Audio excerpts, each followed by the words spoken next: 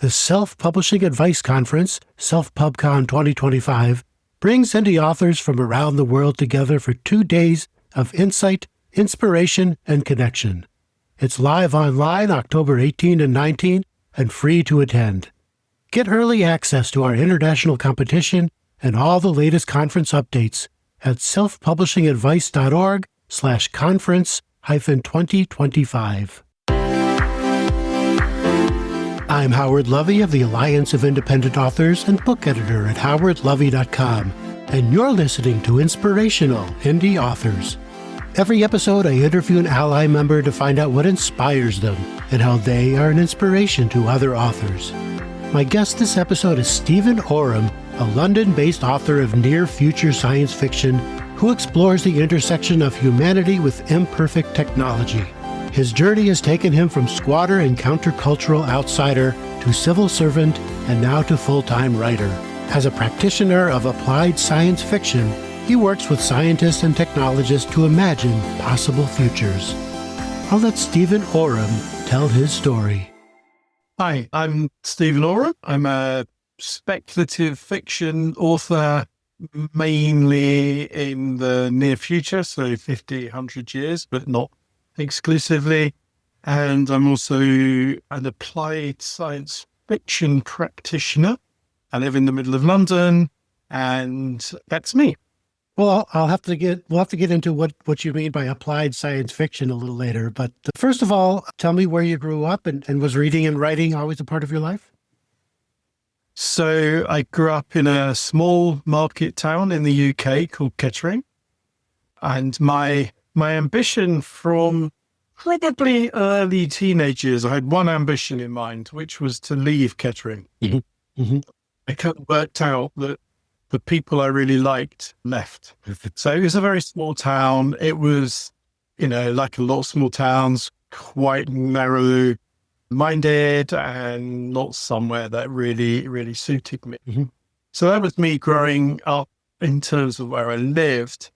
And I didn't read or write that much when I was younger. So I have vivid memories of going to the library, though, every week and getting books out. So I must have done some reading, not that I can really remember it. And enjoyed English as a subject at school. And I didn't think I did write. And then a little while ago, I found some poems that I'd written as a very sort of angst 16-year-old. So I was obviously playing around with the idea and then completely forgotten it. And it wasn't until a lot later in life that I decided I'd like to give writing a go. Well, were you an incredibly angsty teenager or just a normal kind of angst? I think probably normal. I think I was kind of, I knew I didn't fit into that particular town. And I guess I was quite sort of left-leaning, angry teenager, but not,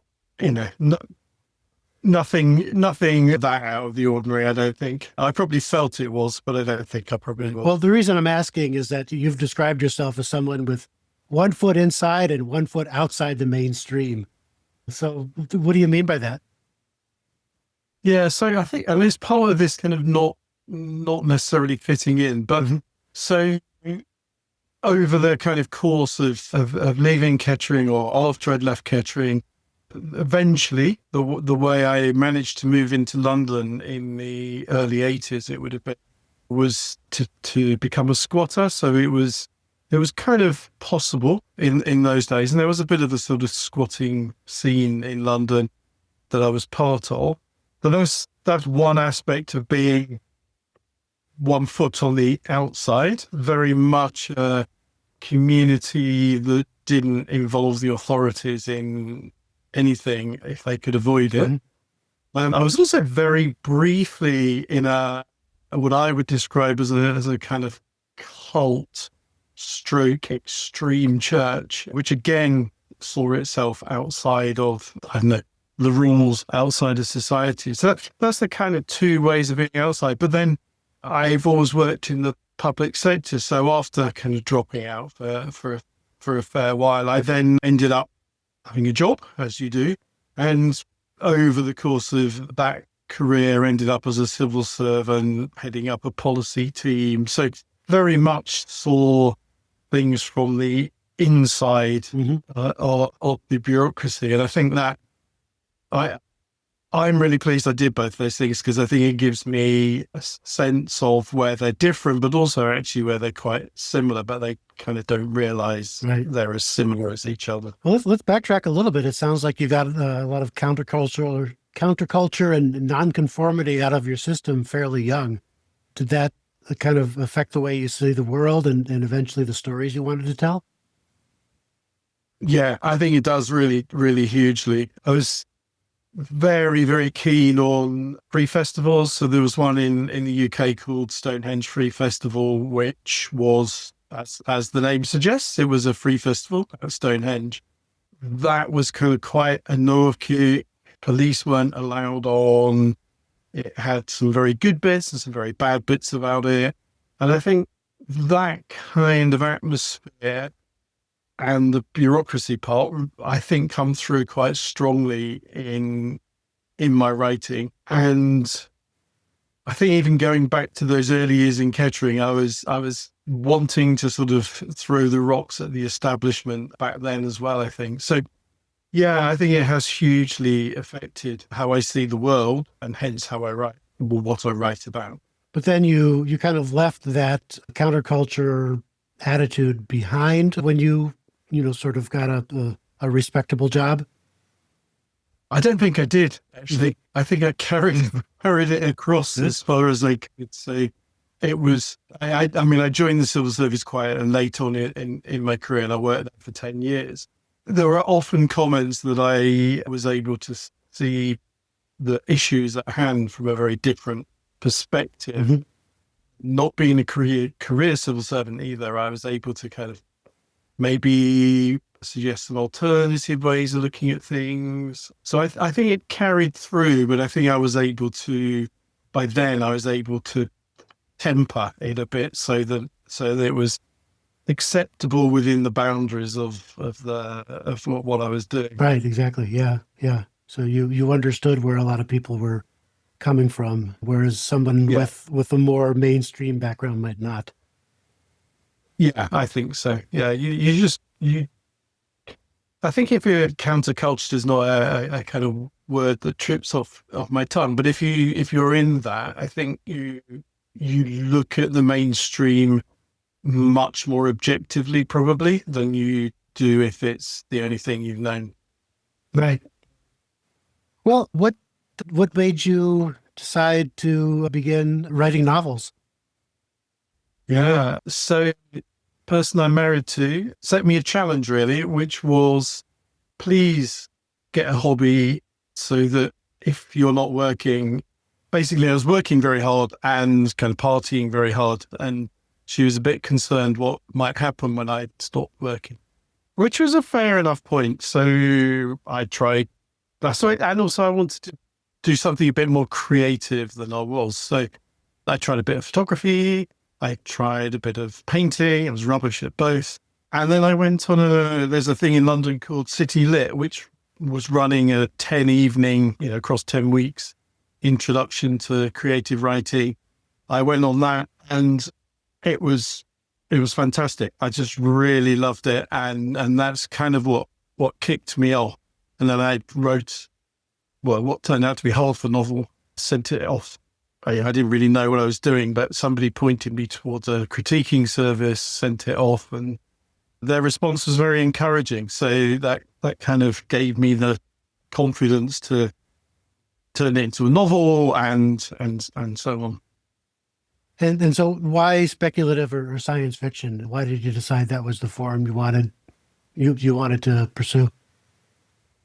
Yeah, it's a question that I'm asked often, and I don't really know. So at one point in my working life, I was a computer programmer back in the kind of 80s and stuff. So I'm quite comfortable with technology. I quite liked some of the cyberpunk stuff. So I think kind of early 90s, late 80s, early 90s, that got me back into reading a bit, sort of, well, we know what cyberpunk stuff is, William Gibson, Sure. really like Jeff Noon as well, and people like that. So I think it's probably in some ways more of an accident than anything else. But then I think the reason I stuck with it, there's something quite nice about the near future stuff, which is nobody can tell you're wrong, which is quite good. And you can play around with a lot of stuff, and you don't have to know exactly how planets and spaceships and all that sort of side of things work. So yeah, I think it was kind of a series of things that happened that led me there. So you don't have to, deal with faster than light travel. This is something that you're just expounding on what's current and what will this look like in 50 years? Yeah, mainly. I recently started sort of probably what people would call science fantasy or sort of science fiction fable types, but that's a little bit of an aside. So yeah, predominantly all my work has been extrapolating 50 to 100 years. But what really interests me is not so much the technology, but how society and humans will develop with that technology, but also with the kind of trends of politics or how we interact with each other. Right. So yeah. So extrapolating that as well as any technology. I find that fascinating. In another part of my career earlier, about 20 years ago, I worked for a magazine that covered nanotechnology. And a lot of that was speculation because the technology wasn't there yet. It still isn't quite, what they imagined. So I spoke to a lot of futurists, they call themselves. I don't know if that's the same thing that you're talking about. People who talk about the human side of it, how humans interact with all these, new forms of technology.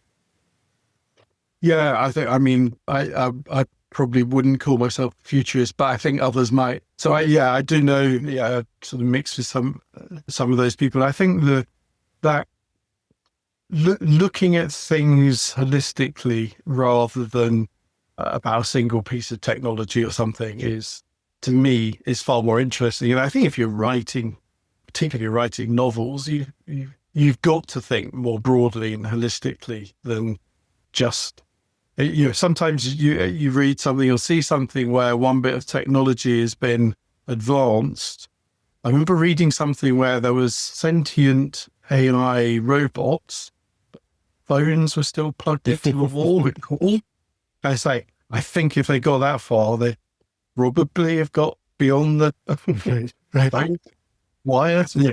That kind of, you've got to do the whole thing. And also how society might develop. So a part of your work is you actually collaborate with scientists and technologists to imagine these possible futures? Yeah, so this is the applied science fiction side of my work, which is briefly, it is where I and quite often a social scientist from King's College London called Christina Cardy, we will work with scientists, technologists, people who are sort of researching and developing stuff. We will understand what it is they're up to, I'll write a short piece of fiction or get other people in to also write a short piece of fiction. Yeah, we're talking like flash fiction, 10 minutes max, which we then take out into the public with the scientists as a public engagement or to test some of the ethics. And what we find is having a conversation through a story really levels the playing field. It also helps people engage with it a lot quicker.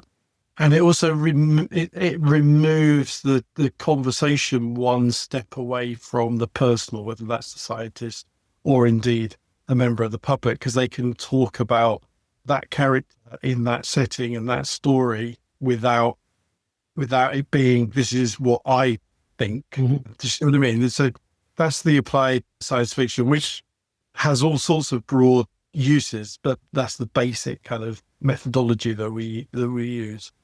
Would you call yourself a technology optimist or pessimist? Neither, I don't think. I am an optimist generally. I I I was going to say technology is neutral, but I don't. What's not neutral about technology is what gets funded and what gets developed. So the technology we have already has a kind of bias in it because of that. But I think I think it's, technology can be good, it can be bad. It depends on the purpose it's being made for, who's using it, how well thought through it is, and how the kind of the unintended consequences of it is something that I'm kind of interested in. So one of the lines I tend to use is when messy humans meet imperfect tech, which seems to be, to me, that's kind of how it goes. So yeah, I would land somewhere in the gray area in the middle, differently for different pieces of technology. Well, the contact point, I guess, with technology among authors these days is with artificial intelligence. And without opening up a whole can of worms, because everybody has strong opinions one way or the other about it, how do you incorporate that into your own work or into your own sort of applied science fiction work? I don't. And as you say, without opening up a huge debate and a very long conversation, I was thinking about this the other day, and I was thinking, actually, I'm just not interested. I enjoy struggling with getting something down on paper. I think the process of doing that is what makes me think harder. It's where things come from that I'm not expecting. So to have something else doing elements of that or all of that for me I'm just not interested. Really? Interesting. Not even as an organizational tool?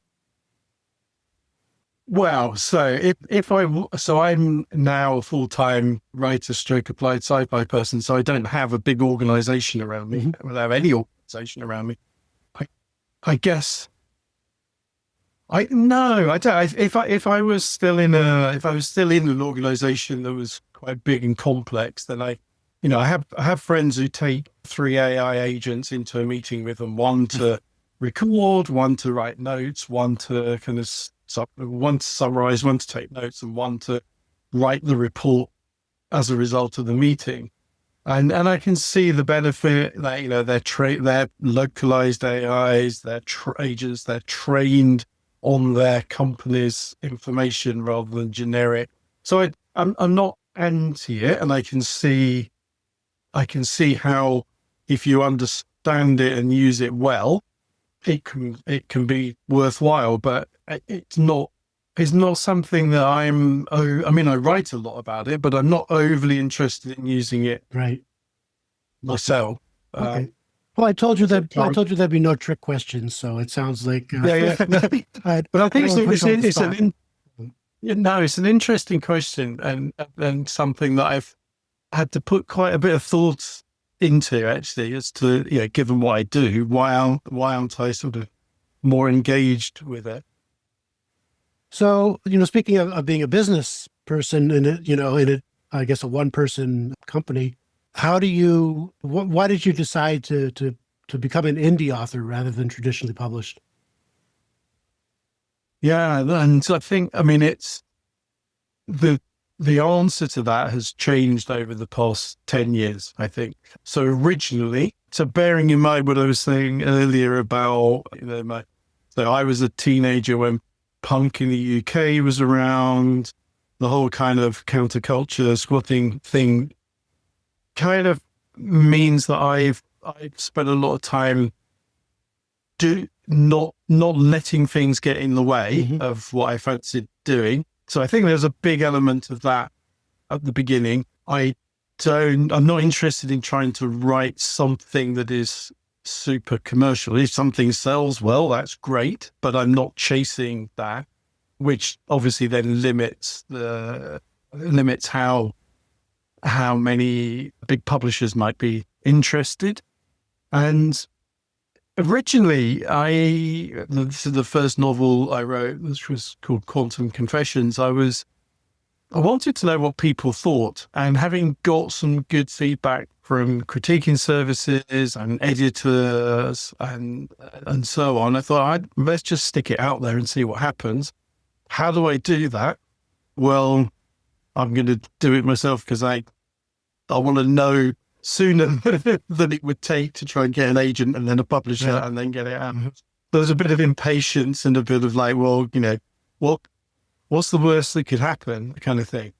But that's before I knew about Alliance of Indie Authors. And I really wish I'd have known about them then, because it got a bit complicated and a bad choice of company that I was working with. And then I think over having done that, and then that kind of made things easier. I remember having a really good chat with Debbie Young of the Alliance of Indie Authors, who gave me some really good advice around marketing. Then I started writing short stories. So I do have things that are published by publishers, mainly small indie presses. Well, entirely, if it's not me, it's a small indie press. Yeah. Then over the years, particularly as I go into the near future stuff more and more, and short stories as well, there's a bit of a time limit on those. The big traditional kind of process of agent, publisher, et cetera, doesn't lend itself to, by the time it's out, it's history. Yeah. So there's an element there as well. And I think I'm very happy to kind of pick and choose where I think the best way of getting something out. So, had something come out with Velo a couple of days ago. That's through a small indie publisher. So I'm not wedded to it. The very convenient thing for me is that the applied science fiction work, all those projects, they generate income as well. So it's not just the fiction, if you see what I mean. Yeah, right. You're your own brand.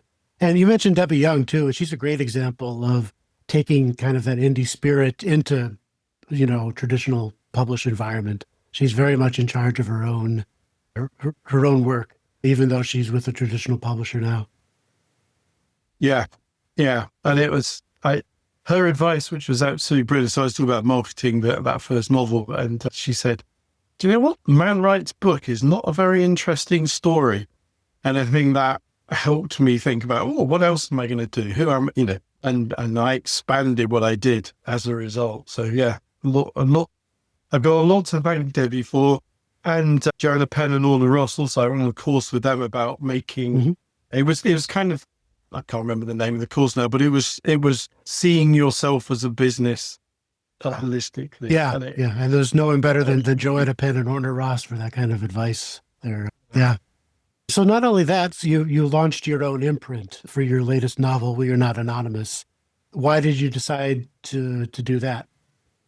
Yeah, previously, I had published 2 novels and 2 collections previously, but through a company called Silverwood Books, who, it's a service where you can pick and choose which bits you need. And at the time, when I was doing that, I had a full-time job, so I had money, but I didn't have time, and so they did it for me, or bits of it, anyway. But I'm now full-time writing, so I've kind of got time but not money. So I thought, okay, I must bite the bullet on this, and I still employed. I had a cover designer, editors, typesetters. It wasn't me doing everything, but the actual uploading it to the various platforms and all that side of it, I was going to do. So, and I thought I might as well. So I should create an imprint. And it's called Nudge the Future Fiction, which is a name I've been using on the applied sci-fi side for a while as well. So it kind of all made sense to me. You've been at this for more than a decade as an indie author. I guess what's the most important piece of advice you give to other writers who are just starting out and trying to decide how to publish their work? Wow, that's a good question. So I think I mentioned earlier, I really wish I had known about the Alliance of Indie Authors. I'm not just saying that. That community, that amount of advice I do get approached quite often by people, and that is one of the bits of advice I give them. I think now the other bit of advice I give people is join a writing group or a critiquing group. But my experience is they can be very different. So, maybe shop around a bit, find one that really suits you. So I think those two bits of advice. I also this is going to sound really trite, but have fun, enjoy it. Sure, that's important. Absolutely. And I think be realistic. Set your sights high, but be realistic. Right. Yeah. Well, right. So it depends on what you want to get out of it. It's not a get rich quick scheme, but you can have fun with it. So. Yeah, exactly. And recently, and as I was saying about this sort of writing more, I don't know what you call science fables, or I don't know, I can't think of a name for them, but to be able to just try different things out, I think is part of the kind of ethos around all this. And I really, really like that element of it. Right. And you can do that as an indie author. You're not expected to follow any particular trope. Yeah. And I have a lot of deadlines, but they're ones that I've kind of put on myself as opposed to getting a deal and having to deliver and all that kind of stuff. Yeah. Well, between your work as an author and also your applied science fiction work, what's your future direction? Are you going to combine the two or lean more toward one? I think they run alongside each other quite nicely, really. So the applied science fiction means I get to mix with people who are researching, developing all the cutting edge stuff that I would like to write about. So, and I get paid to hang out with them and understand things. So that kind of bleeds over into the writing. I'm not somebody that enjoys spending hours and hours and hours on my own. So also that's something that runs alongside that.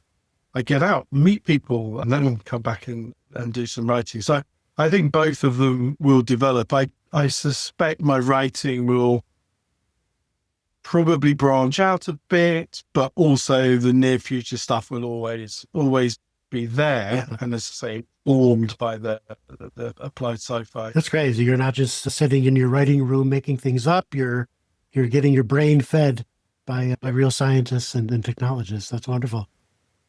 Yeah, we make one of the things in those projects is we have one of the points along the way is once a draft story is in place is a plausibility check. So it's also quite helpful in my other writing.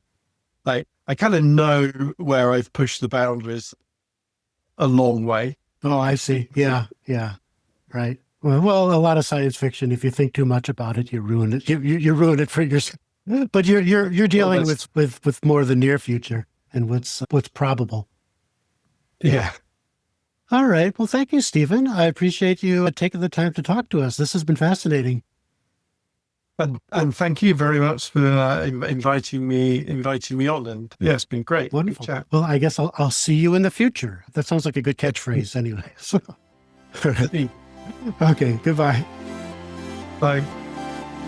You've been listening to Inspirational Indie Authors. I'm Howard Lovey, Content and Communications Manager at the Alliance of Independent Authors and book editor at howardlovey.com.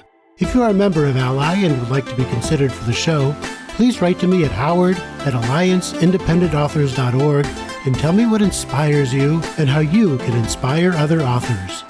As always, find more author advice, tips, and tools at our Self-Publishing Advice Center, selfpublishingadvice.org. And if you haven't already, we invite you to join our organization and become a self-publishing ally. You can do that at allianceindependentauthors.org.